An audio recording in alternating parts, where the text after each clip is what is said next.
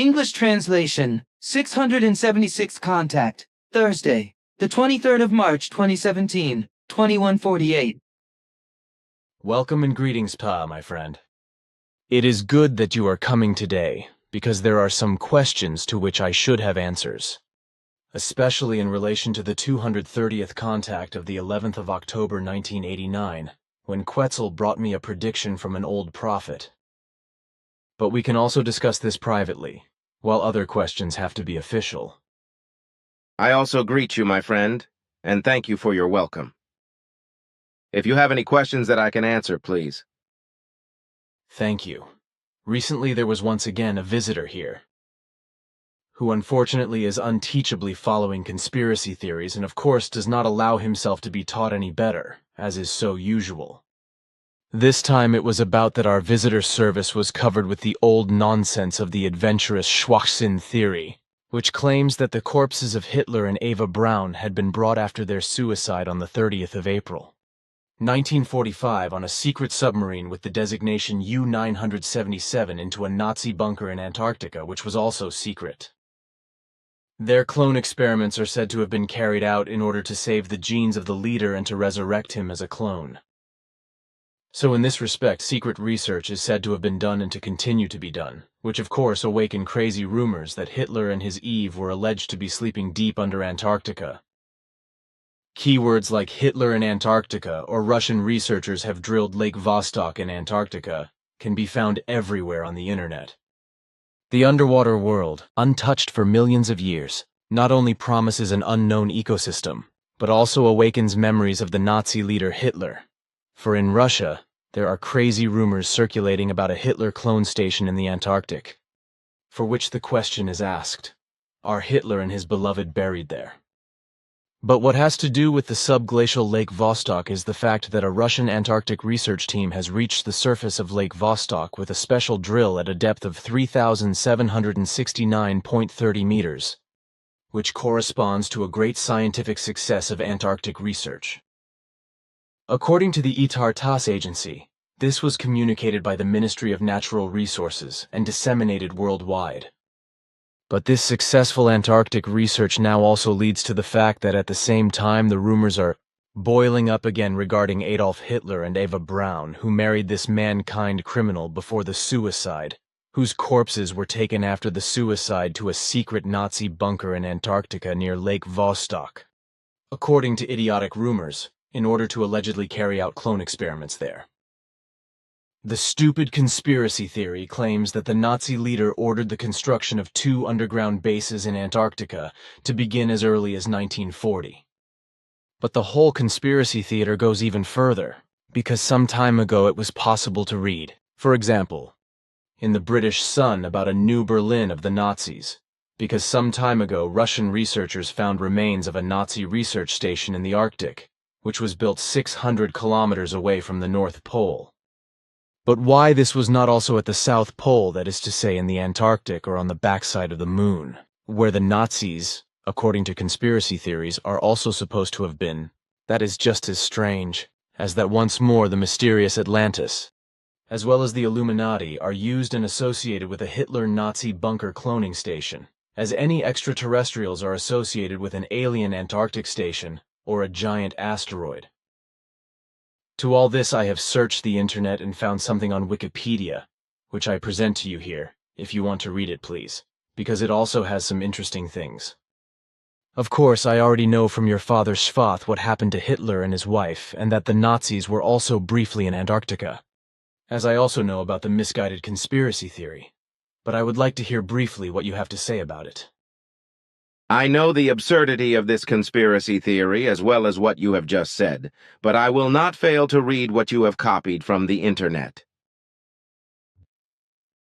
Wikipedia Movies. It was already 8 years ago in the Swiss Polar News. Now, it was probably no coincidence that the old NASA material on YouTube under the title Satellite Detects Massive Object Under Antarctica, December 27, 16, was again beautifully staged for Christmas shortly before Donald Trump took office on YouTube, with all sorts of conspiracy and other theories. That has produced over 1 million hits in a short time. Perhaps NASA, or some of its nearby scientists from the UFO camp of the UFO hunting crew's secure Team 10, wanted to prove once again that Earth observation by satellite brings much more to light than just material on climate change. The gravitational fluctuations measured by GRACE in East Antarctica. The density increases from blue, green, yellow to red. This is a strong gravitational anomaly in Antarctica, northwest of Wilkesland, which has been known since the end of the 1950s, and which NASA's research and climate experiment GRACE measured more precisely in 2005 and 2006. In the meantime, further gravitational measurements were carried out in Wilkesland and published last year in the Antarctic Science. It is a giant field with dimensions of about 350 kilometers, x 500 kilometers, and a depth relief of 1,500 meters, which gives rise to numerous speculations.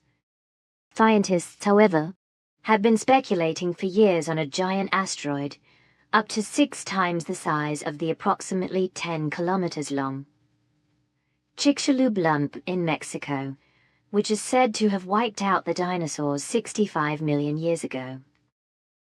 The killer asteroid in Wilkesland, as researchers at Ohio State University assume, was probably destroyed 250 million years ago, and destroyed a large part of life on Earth. Moscow. It is a ludicrous message spread by a Russian state news agency. Nazi dictator Adolf Hitler, 1889-1945, could be buried in the eternal ice of Antarctica, the agency RIA. Novosti speculates about this now in all seriousness, in a report about Russian scientists who have reached Lake Vostok during drilling in Antarctica, which lies under a 4,000-meter thick ice layer. The wild Nazi speculation. After Hitler committed suicide in Berlin on the 30th of April, 1945, the remains on board the U-977 submarine were taken to a secret Nazi bunker in Antarctica near Lake Vostok, allegedly to conduct clone experiments there. However, historians assume that the remains of Hitler were excavated by the Soviets in Berlin in May 1945 and identified by their teeth. The fact that Russian researchers have succeeded in penetrating Lake Vostok in the Antarctic after more than 30 years of drilling seems to be much closer to the truth. Lake Vostok has been cut off from the outside world for millions of years. Scientists suspect hitherto unknown creatures in the water. The actual sensational news that Russian researchers were the first to drill into Lake Vostok seems to be of less interest to the agency.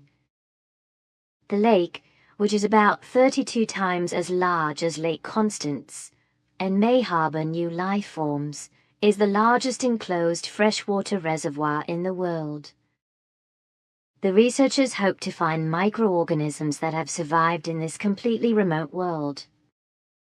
For millions of years, the lake has not been exposed to any environmental influences and could represent a major breakthrough for global research. Our scientists yesterday completed drilling at the Antarctic station of Vostok at a depth of 3,768 meters and reached the surface of a subglacial lake, the agency quoted an unnamed source.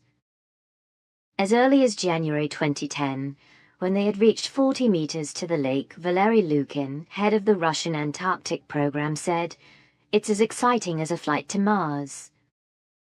The scientists also seem to be looking forward to new findings, rather than to dealing with wild theories. The story of a Nazi UFO base at the South Pole just can't be killed. Daniel Oberhaus, March 16 to 2017, 7 a.m. The absurd conspiracy theory has been so persistent for over 70 years that a Cambridge professor felt compelled to refute it scientifically. Before we delve deeper into the matter of secret National Socialist UFO stations in Antarctica, we should make one thing clear.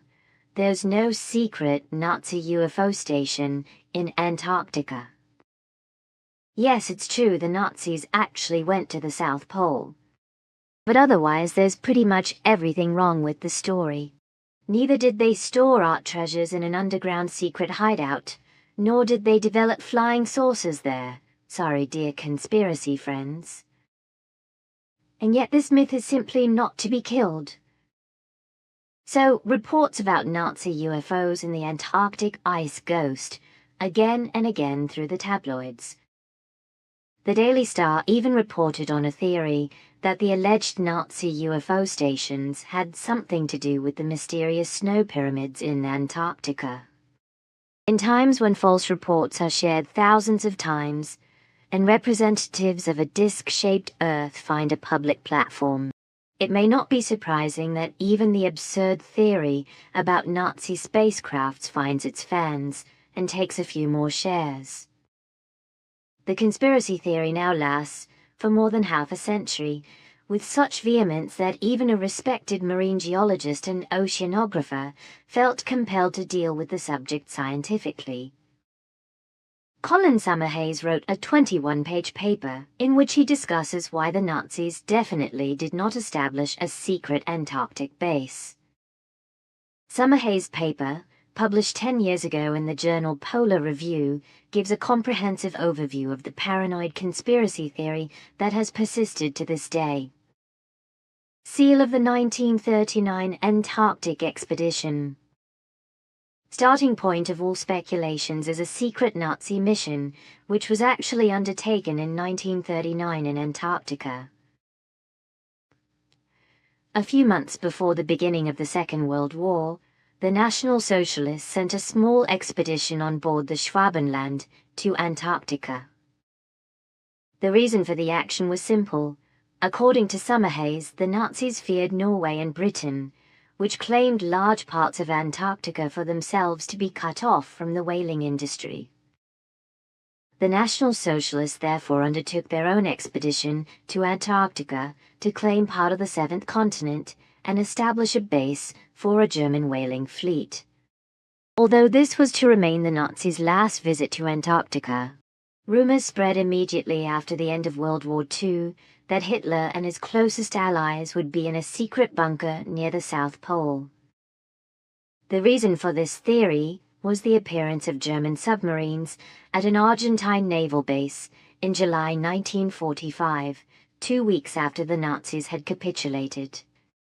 At that time, newspapers all over the world picked up an imaginative Argentine newspaper report, according to which Hitler and other high-ranking Nazis fled Germany by submarine to the secret base at the South Pole. The part of Antarctica claimed by the Nazis but never recognized was called New Swabia. The rumor was originally started by the exiled Hungarian Ladislas Szabo, who lived in Buenos Aires. 2 years later, Szabo further developed his theory in the book Hitler Este Vivo Hitler Lives. In the following year, Szabo's theory took off and the ice fortress myth was born. Other conspiracy theorists were of the opinion that although Hitler had died in the Berlin bunker, his ashes, along with other Nazi treasures, had been brought by submarine to Antarctica, where they were kept in a very special natural ice cave in the Mühlig-Hoffmann Mountains. Although numerous imprisoned Nazis were able to credibly refute these allegations with their statements, the rumor about Hitler's South Pole station persisted. This was not least due to a secret mission carried out by the USA in 1947 under the name Operation High Jump in the Antarctic. In addition, the British had demonstrably maintained their military presence in Antarctica during the war. For the conspiracy theorists, clear evidence that the British and Americans knew about the secret hideout of the ice Nazis. What's more, they believe that the secret Nazi station was attacked several times by the Allies in the late 1940s, and could only be destroyed by the dropping of 3 atomic bombs in 1958. This story of aliens sucking in the sun is a Google top message. In fact, there is some official documentation available on the 1939 Nazi expedition. Thus, the detailed scientific and military records provide information about the investigations into marine research and cartography. However, the documents contain no indication that the Nazis had ever considered a specific location for a South Pole base, let alone that construction work had begun. Summerhays then also points out how laborious and elaborate every construction project at the South Pole is. The Norwegian researcher Roald Amundsen, for example, needed 14 days and 80 sled dogs to build a small hut in the Antarctic in 1911. The German expedition, on the other hand, spent only 1 month in Antarctica, and most of its time collecting sea samples on the coast and coordinating survey aircraft in the air. There is no evidence that the ship had any motorized tools or sled dogs on board. So, it would have been almost impossible to transport building materials in Antarctica, especially if you wanted to build a huge underground complex with enough space for strange flying objects and bunkers to develop sophisticated weapons. For the conspiracy theorists, of course, these are still far from being sufficient explanations. If they are to their liking, at least 3 questions remain unanswered. What about the secret Arctic mission that the Americans allegedly launched to destroy the Nazi bunker? That means Operation High Jump. This was in fact the largest expedition ever sent to Antarctica. With 4,700 men, 33 airplanes and 13 ships, it can easily be confused with a small invasion. However, the background of the action was far less spectacular than the search for frozen Nazis. The troop exercise took place under icy conditions to prepare the US Navy for a possible war with the Soviet Union in the Arctic. All right, Summerhays, but then how do you explain the Nazi UFOs at the South Pole? The rumors about so-called Reichsflugscheiben in the Arctic manifested themselves in the book UFOs, Nazi Secret Weapon, which was published in Canada in 1975. The idea fits into the esoteric neo-Nazi movement Black Sun, which found some followers in the 1970s and produced a new generation of right-wing extremist esoteric authors. The representatives of the Black Sun were convinced that the National Socialists had developed and tested flying saucers in the Third Reich. These highly developed superweapons were then taken to safety in the Arctic, Antarctica, and South America. Supporters of this idea were convinced that a large area of Antarctica was still in the power of a highly developed Nazi UFO fleet. In addition, it was believed that US-American airplanes were shot down by Imperial flying discs over the South Pole in the 1940s. Summerhays has also taken a closer look at these speculations and comes to the clear conclusion that the thesis that Nazis defended themselves from a secret base with flying saucers is pure fiction. In fact, during the US expedition to Antarctica, there was only 1 plane crash overall, and that happened half a continent away from the supposed Nazi fortress. But then why were 3 atomic bombs dropped over Antarctica if there are no Nazis at all?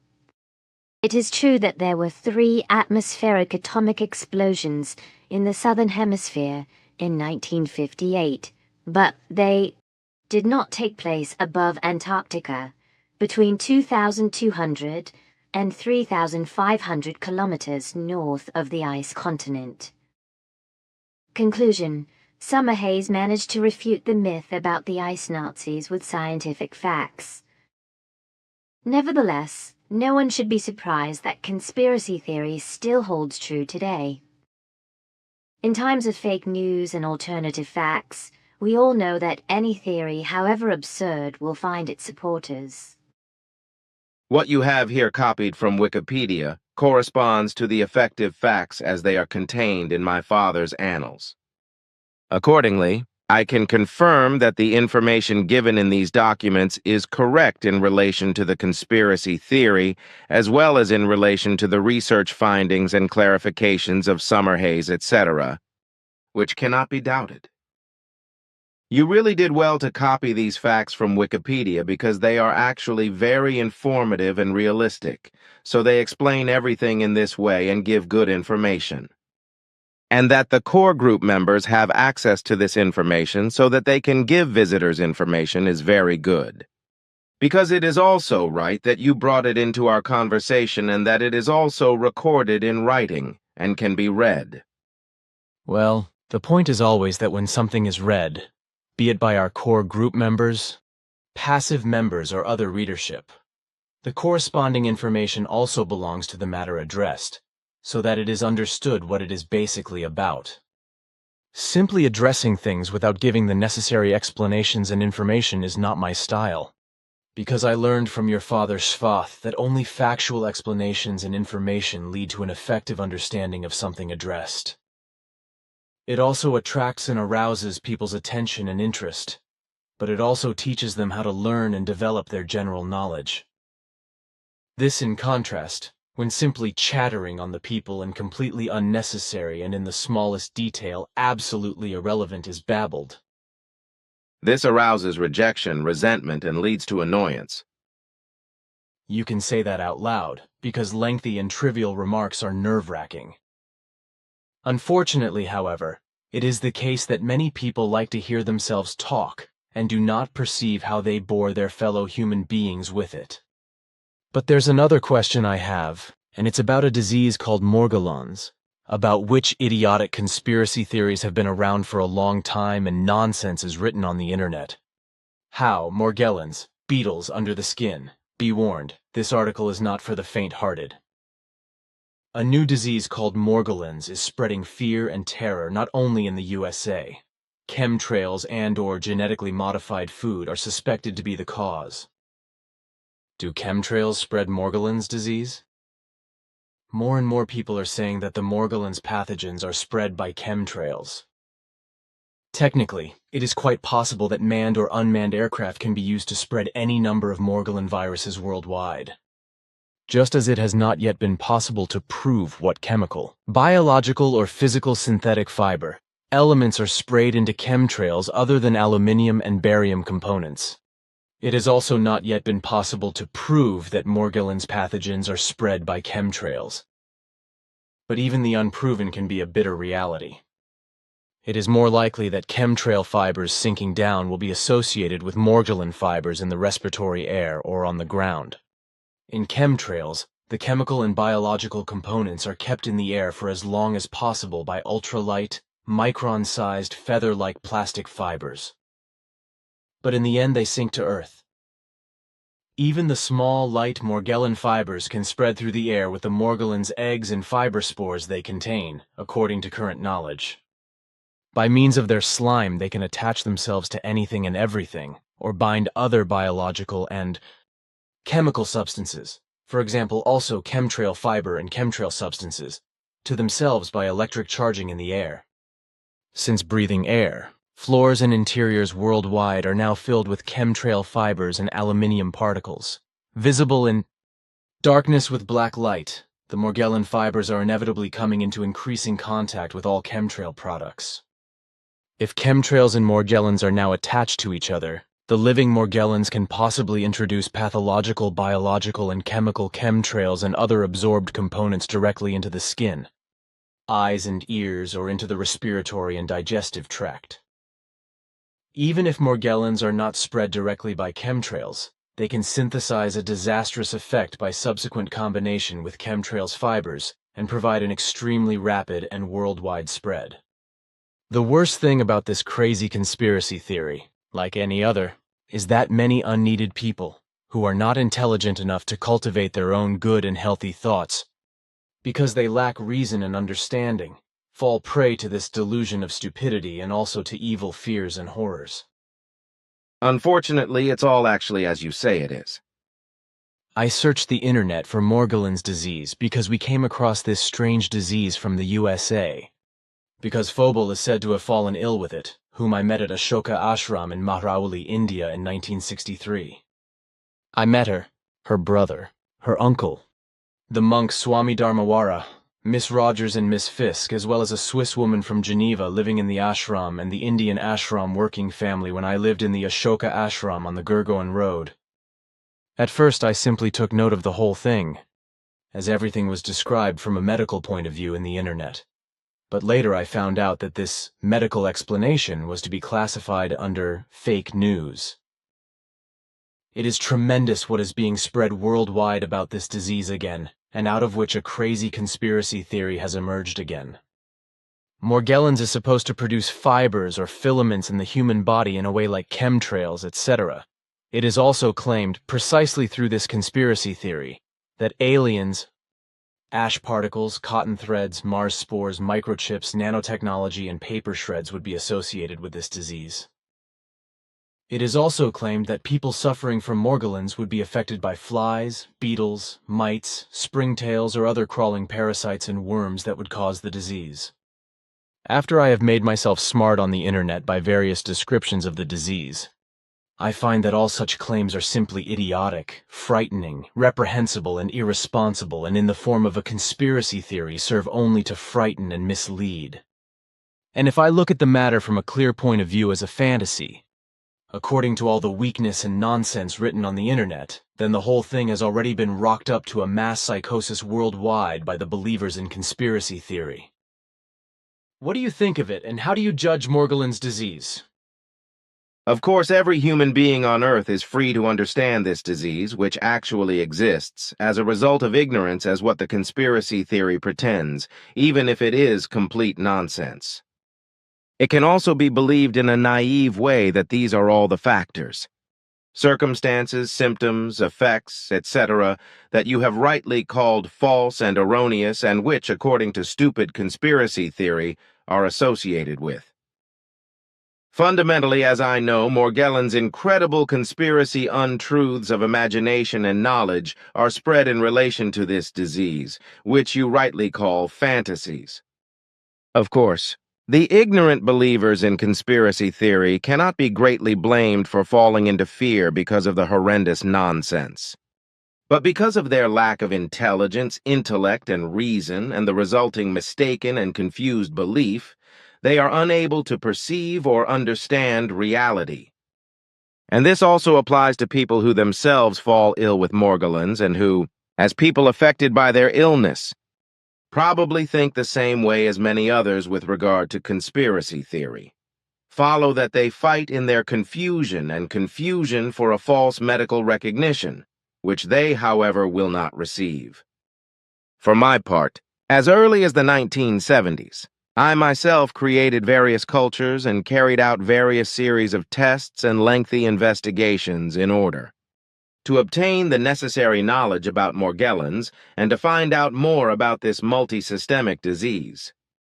According to my own research in this field, which I conducted over a period of 1.5 decades, conclusive results were obtained which are based on a disease symptomatology which undoubtedly corresponds to a multisystemic disease and which can be traced back to an infection. This is not an imagination, nor an actual skin infection, or even an epidemic, nor a particular external skin disease. If, for example, external ulcers and wounds occur in Morgellons, these are only visible external signs of an infectious disease or a multisystemic disease based on an infection.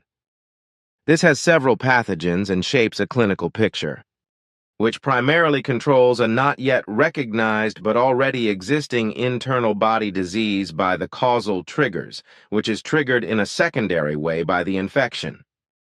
According to my findings, unrecognized internal body infections are the originators or causers of Morgellons disease, whereby the infection is caused by insects and goat's milk, and in particular by arachnids, which comprise around 72,000 species on Earth. A very important factor of such infections which is decisive for Morgellons, is especially the tick, which, when it stings humans, often causes Lyme disease caused by spirochetes bacteria, which are transmitted to humans by a tick bite. The borreliosis pathogen, which spreads in the blood 8 to 12 hours after the tick bite, is the main cause of Morgellons, because the borreliosis pathogen itself contains various other pathogenic factors which are decisive for the multisystemic disease and thus for Morgellons. This was the result of my many years of research, the results of which were extremely difficult to fathom, because the various other Morgellon pathogens are additionally and directly contained in the spirochetes bacteria, which can only be identified by special and profound research techniques. And since earthly medical research technology and earthly necessary medical knowledge, etc., are not yet far enough developed and not researched, these cannot be recognized in the spirochetes bacteria with existing further pathogens. And consequently also, the multisystemic disease, or Morgellons, is incorrectly diagnosed and treated with false and usually useless drugs. If, however, the Lyme disease infection is not combated early with antibiotic drugs, a chronic Lyme disease develops, which ultimately leads to some complaints, which according to their diversity occur in different forms and which are very difficult to determine medically. Lyme borreliosis is medically correct as Lyme borreliosis or Lyme disease and therefore triggers a multisystemic infectious disease if not treated. Lyme disease can affect any organ, including the nervous system, joints, and tissues, and can also lead to skin ulcers, such as those that occur in Morgellons. However, the borreliosis pathogens can be neutralized by professional medical treatment with antibiotics, which also kills the various other morgellonic pathogens present in the borreliosis pathogens themselves. It should also be said that not only humans can be affected by Lyme disease and Morgellons, but also mammals and birds, etc., although not only ticks are the carriers of Lyme disease, but also mosquitoes and horseflies more rarely. It is estimated that every third to fourth tick on the planet carries borreliosis pathogens, which are transmitted to the host by a bite. However, the disease only breaks out in 1 to 2% of people infected with borreliosis. A direct transmission of Borrelia from person to person is not possible.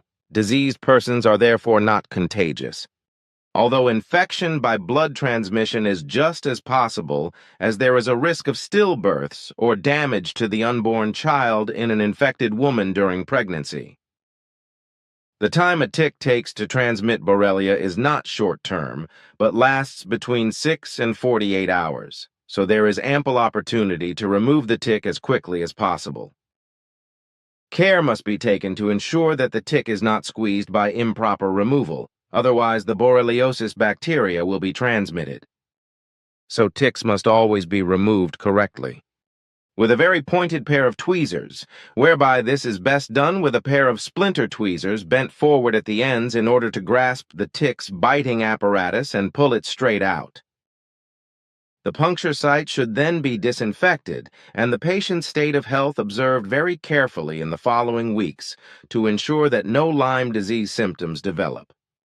Special care should be taken to consult a doctor when a suspicious skin area appears which discolors, enlarges, and forms a courtyard, even if it looks like an insect bite, and this should be particularly taken into account in relation to children.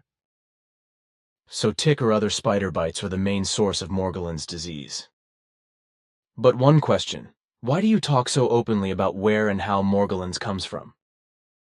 You're not breaking your directives with that? No, I am not committing any offense with this, because I only explain the causes in relation to Morgellons.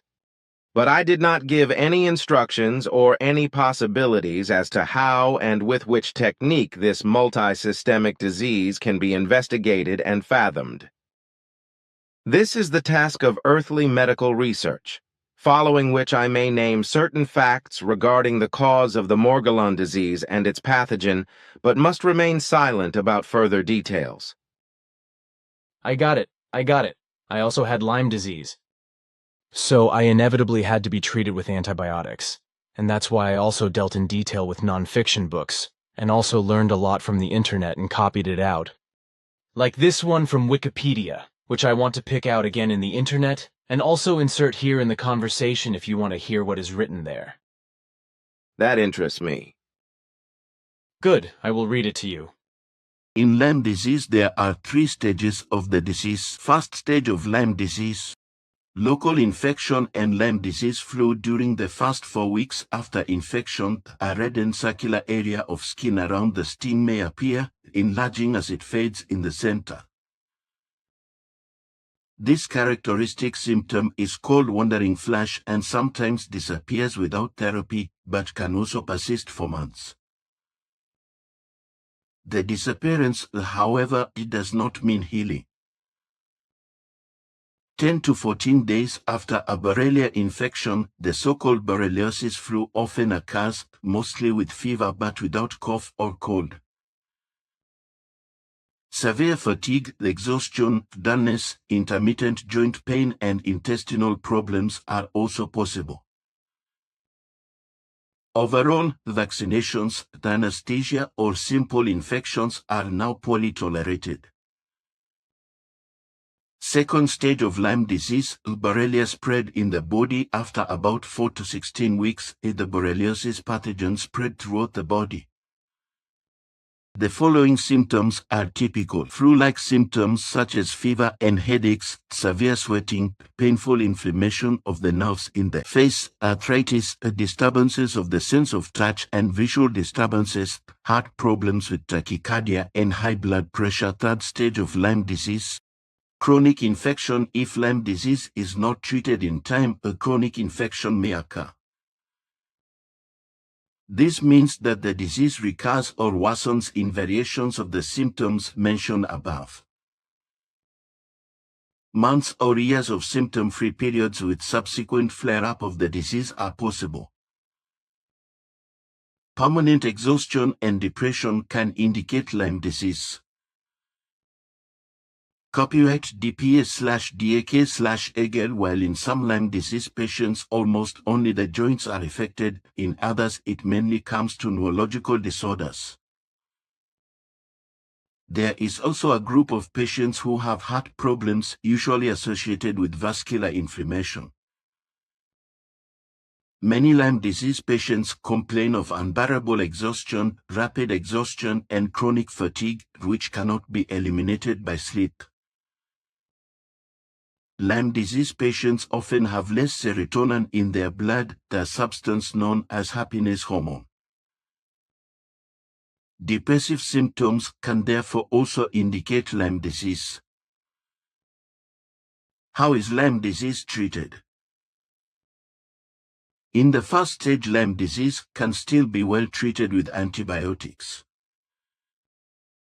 However, a sufficiently long and sufficiently dosed therapy is necessary. According to the current state of science, the Borrelia only seem to stay in the blood for a relatively short time and settle very quickly in the connective tissue. There they are difficult to fight by the immune system and antibiotics. Is it possible to be vaccinated against Lyme disease? No, many human beings believe that vaccination against early somatic-borne encephalitis also protects against Borrelia. But that is not the case. So far, there is no vaccination against Lyme disease. It is therefore all the more important to take precautions against bites caused by ticks. What is the best precaution against Lyme disease? Ticks like to lurk in the tall grass. Copyright DP. The best precaution is to avoid a tick bite from the outset. Ticks like to stay in high grass as well as at the transition from bushes or forest to meadow. That's where you should always sit on a blanket outdoors. Long closed clothes are better than open shoes, shorts, and loose dresses. After a day in nature, the whole body and also the clothes should be searched for ticks. Especially parents should be very thorough with children. Light-colored clothing helps to discover the small arachnids better. It is best to take off your clothes completely and shake them out in the open air. Can one become immune to Lyme disease? Once a Lyme disease infection has occurred, it does not protect against a new infection because there are different forms of Borrelia. Where do ticks occur? In size, physique, and appearance, they show a great variety. They populate all regions of the world and are at home in diverse habitats. The whole thing corresponds to a good description and is as good as what we have discussed together before. However, I miss all hints about the very bad and sometimes even life-threatening effects Lyme disease can have, which can effectively become an anguish for a human being, whereby it doesn't necessarily have to be an outbreak of Morgellons, but mainly tick bites are the cause. The term Morgellons for the multisystemic disease has been established worldwide since 2002, and is also called quiet or secret American epidemic. At least that's what they say. Often it is said this multisystemic disease, which was already known in the 17th century but not defined, is mistakenly called a trivializing synonym for a skin disease.